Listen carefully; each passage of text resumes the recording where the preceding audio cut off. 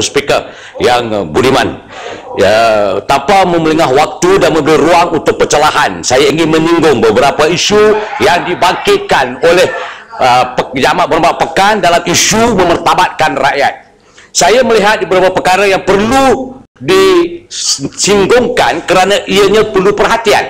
Satu ialah yang saya nampak gaji minimum yang dikatakan bahawa untuk mencapai pendapatan Malaysia ke-11 per kapita pendapatan sebulan 2,500 dalam amat menjadi persoalan pada kita pada hari ini ialah apabila diumumkan pada 3 kategori, pejabat awam 1,200, manakala di Semenanjung 1,000, manakala di Sabah dan Sarawak 920. Persoalannya sekarang ialah mana mungkin ada 3 darjat. Kalau ianya diperlukan menseragamkan yang dilaporkan dan diwar-warkan satu Malaysia, ini bukan satu Malaysia, ini 3 darjat. Maka saya cadangkan dipertimbangkan semula untuk mencapai 2020. Negara maju dan pendapatan tinggi tidak memungkinkan kategori ini dilahirkan. Maka demikian ianya perlu diseragamkan dan tidak ada diskriminasi antara Semenanjung, antara pejabat awam, pekerja swasta dan juga Sabah dan Sarawak. Ini amat menjelekkan. Begitu juga dengan beberapa kategori kumpulan-kumpulan mereka yang perlu diambil kira, seperti mana pekerja anggota penjara, gaji mereka terlalu jauh dibandingkan dengan pekerja penguasa ataupun polis.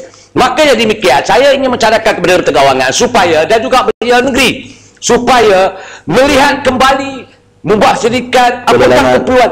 Sebentar, kita ada tetamu. Oh,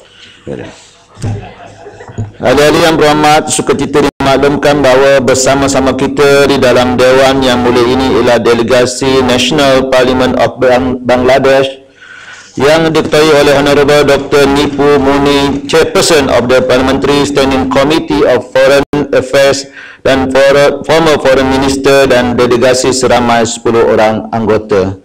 Kepada Honorable Dr. Nipu Moni dan delegasi Dewan ini mengalu-alukan kehadiran mereka ke Dewan yang mulia ini. Semoga dengan kehadiran Honorable Dr. Nipu Moni dan delegasinya akan mengukuhkan lagi tali persahabatan dan hubungan antara Parlimen Malaysia dan Parlimen Bangladesh. Thank you. Sila. Terima kasih Datuk Speaker. Menyambung semula iklan sebentar. Daripada apa yang saya lihat, ianya perlu dikaji semula.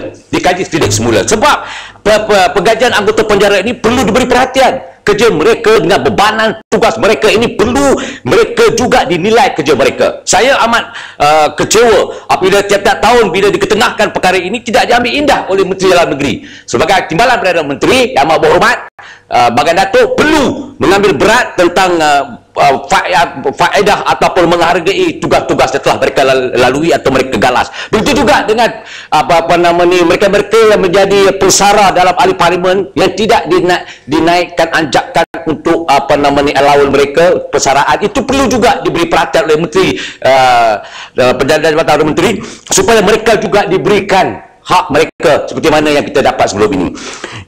Sampai itu yang kedua, saya ingin berbicara soal 1.5 juta pekerja asing yang nak dibawa ke dalam negara, penambahan daripada apa yang ada. Saya melihat bahawa pekerja asing ini sudah pun ada di sini, tidak tahu berapa jumlahnya. Yang jelas ianya dikatakan 1.9 juta itu yang berdaftar, yang tidak berdaftar itu berjuta-juta. Jadi saya memohon supaya Kementerian Sumber Manusia mengkaji secara serius dan menasihati Menteri Dalam Negeri supaya ianya dapat diadili sebaik mungkin, kerana ianya akan memberi bebanan kepada pekerja-pekerja tempatan yang membolehkan pengangguran bertambah dalam sekarang ini yang dimaklumkan 2014 2.9%. Tetapi yang jelas apabila GST diperkenalkan Datuk Speaker, pembuangan kerja sudah pun bermula.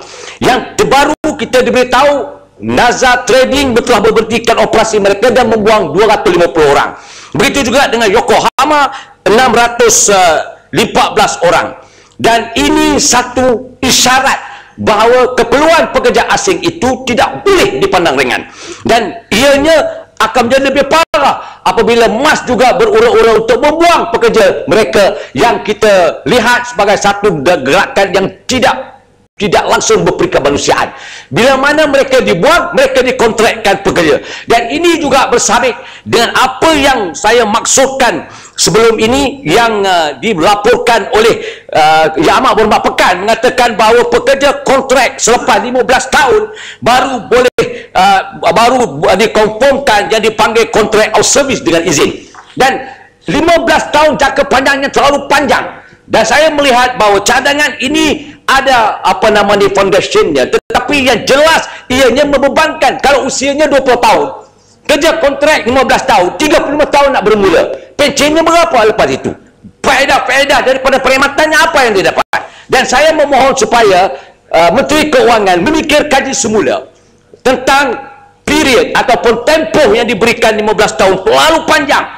Ini saya cadangkan 3 tahun pun sudah menjadi satu beban yang begitu parah. Kerana kalau kita tidak confirm, segala faedah tidak dapat kita nikmati yang seperti mana nikmati oleh pekerja bekerja tetap. Maka yang demikian, saya ingin mencadangkan 3-5 tahun adalah perkara tempoh yang paling rasional yang perlu diambil perhatian oleh Kementerian Keuangan dan juga Jabatan DPM. Dan juga saya melihat daripada sudut TTPA yang terlibat hubung kait. TTPA ini, Datuk Speaker, kita kena ambil sejarah dia. Mexico dan Peru menjadi satu contoh yang terbaik. Ia benar, apabila kita menandatangani perjanjian TTPA, kita pun tak diberitahu oleh menteri bagaimana untuk syarat-syarat tertentu yang membolehkan ataupun tidak. Yang memastikan kita ialah apabila TTPA ditandatangani, undang-undang dalam negara ini seperti Akta Kerja atau perusahaan atau perusahaan itu sudah tidak ada nilainya lagi, kerana isu penguasaan dan hukuman itu boleh dibawa ke Mahkamah Dunia. Ini satu beban baru dan juga satu langkah yang tidak bijak. Yang ini juga menjadi satu contoh apabila negara terdedah dengan serangan-serangan ataupun malapetaka yang akan dilihat sebagai tidak mengindahkan undang-undang dalaman. Dan saya ingin menyarankan kepada kerajaan supaya fikir semula tentang faedah-faedah perubatannya, tentang undang-undang dalam negaranya, dan tentang sosialnya dalam negara ini, persaingan yang dalam konteks negara luar negara dan juga tempatan ini juga harus dan kena diperhatikan. Sebab itu saya berasa pelik sampai ke hari ini TTPA punya dokumen itu tidak diberikan kepada ahli parlimen, walaupun dijanjikan untuk diberi dan dijadikan rujukan kepada rakyat untuk menilai sama ada persetujuan itu dapat atau tidak. Tetapi yang lebih malang lagi, apabila saya diberitahu, dimaklumkan menteri tidak perlu membawa ke parlimen, dia boleh terus bersetuju. Ini satu langkah yang tidak baik, kerana di Amerika sendiri pun ianya terpaksa dibentangkan dan diundi dalam kongres mereka. Dan ini pendekatannya sepatutnya diambil oleh kerajaan untuk memastikan rakyat pekerja, rakyat yang terlibat dalam segi faedah-faedah yang ada pada hari ini dan juga persaingan dalam pencarikan dalaman untuk dibandingkan yang di luar ini juga perlu diberikan perhatian. Jangan kita akhirnya menggadaikan negara kita kepada negara asing. Ini dipanggil sebagai penjajahan ekonomi baru, dan kita tidak boleh terima kalau ianya berlaku yang akan memperjudikan nasib masa depan rakyat kita yang akan berdepan dengan negara-negara besar yang mempunyai kuasa dunia yang sudah seharusnya dan sewajibnya kita akan tewas dalam gelanggang ini.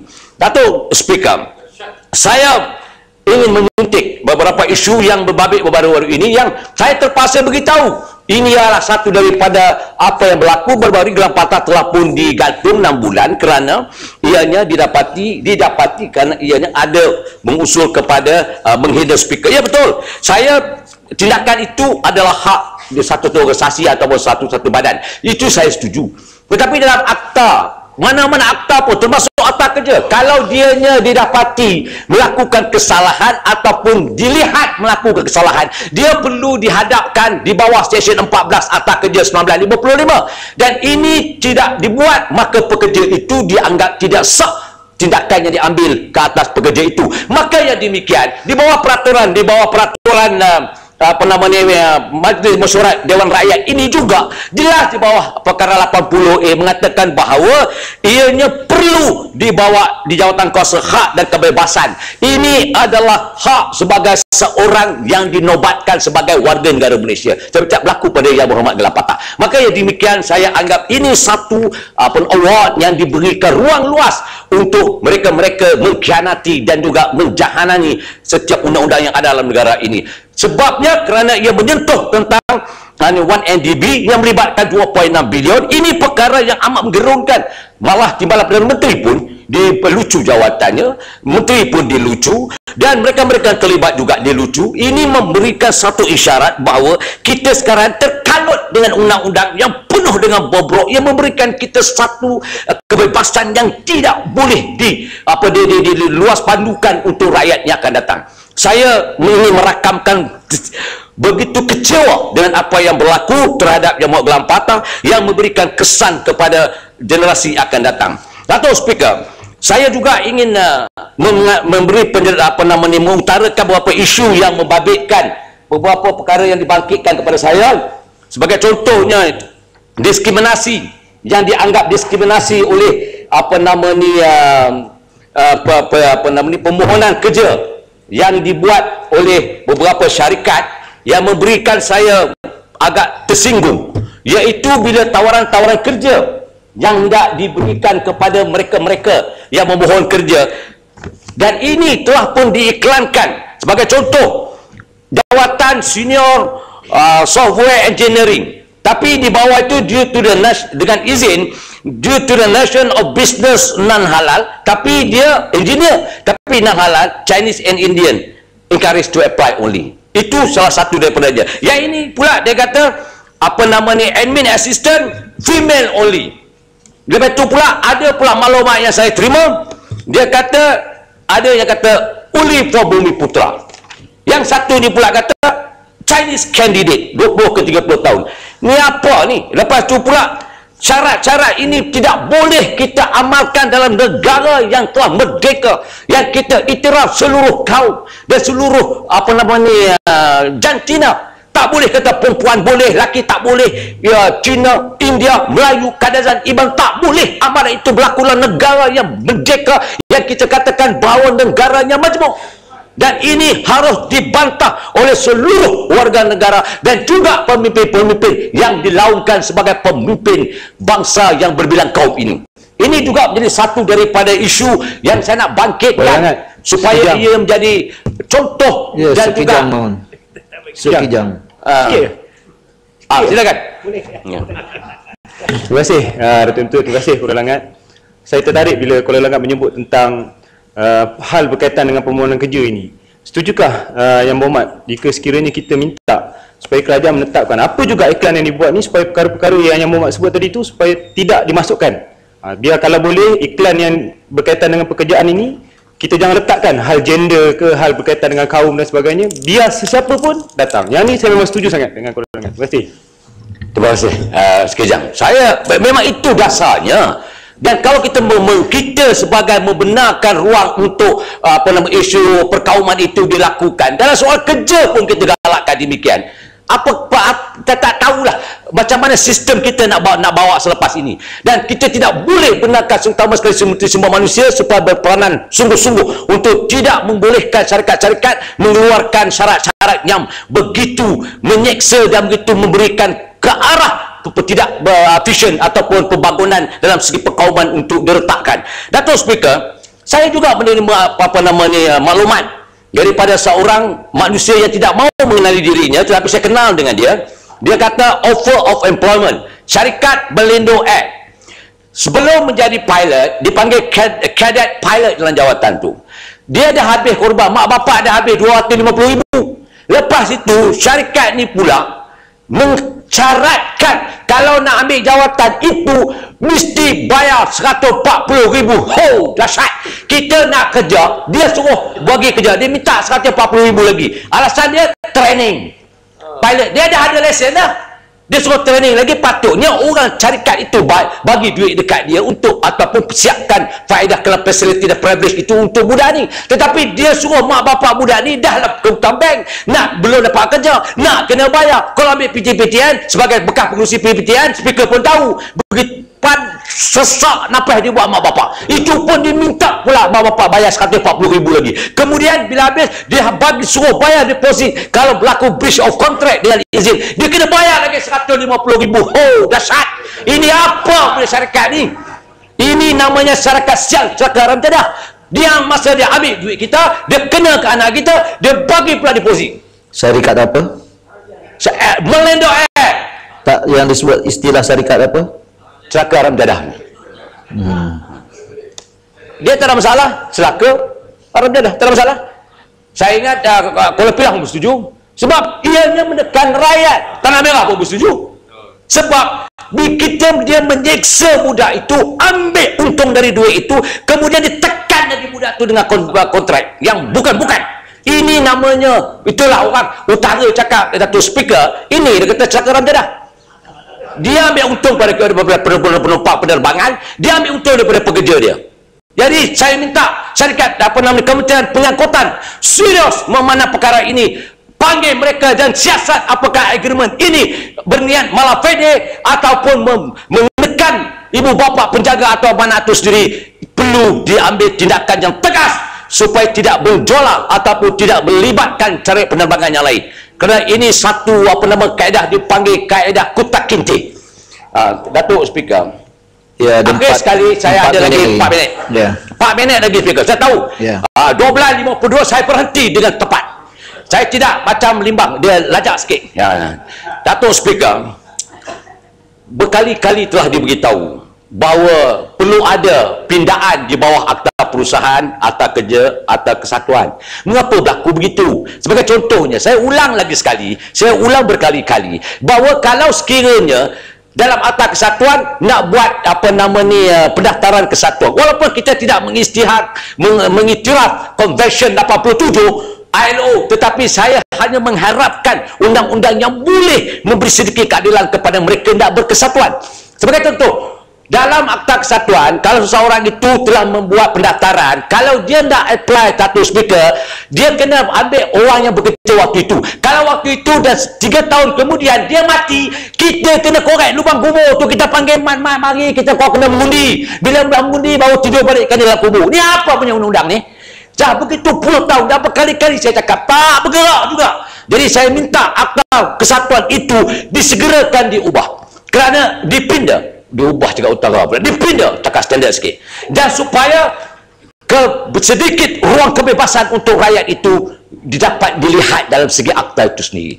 Yang kedua, apabila berlakunya sebagai contoh di bawah Seksyen 30 akta perusahaan, dia ambil Harun J punya falsafah 87, saya setuju 2 tahun 24 bulan. Tapi kalau majikan tu jahat, berniat jahat, ada berniat malafide, dia boleh gantung kerja kawan tu, dia buat sampai 2 tahun, dia bayar 2 tahun 24 bulan saja. Yang 3 tahun 5 tahun nunggu ni dianggap hangus, Datuk Speaker. Ni apa punya undang ni? Dahlah, betulkanlah balik. Sebab itu saya tengok dalam belanjawan kali ini, melihat daripada paparan yang dia buat, penyelesaian itu tidak ada. Yang ada hanya memberikan gula-gula hex, menyebabkan banyak orang kena penyakit kencing manis. Itu saja. Habis daripada itu, kita kena ingat satu lagi tekanan hidup yang diberikan oleh kenaikan penarikan bajet kepada pendidikan tinggi, IPTA, daripada 2019 telah pun dikurangkan. Beban besok pada siapa? Mak bapak lah besok ni. Nak kena bayar yuran lebih, nak kena bayar itu lebih. Mampu. Hari ini pun dah mampu, dah kena lagi mampu. Jadi sebelum tengah anak berjaya, kita dah tersana dalam kata katil. Itu sebabnya kita kena tolak bajet ini. Sebab bajet ini tidak menjurus kepada pembangunan modal insan yang dibangunkan bagi beri tu berapa RM50 kat seluruh negara ni. Orang baguslah bajet ni, bagus apa. Jadi kita dengan ini menolak bajet ni dan mendesak Perdana Menteri supaya segera meletakkan jawatan kerana tidak dapat menjadikan negara ini dengan baik dan menyelesaikan masalah yang kritikal pada waktu ini. Sekian, terima kasih Datuk Speaker. Tepat sebelum pukul 12.52 saya berhenti di sini. Terima kasih. Ya, Jerlun. Terima kasih Yang Berhormat Datuk Seri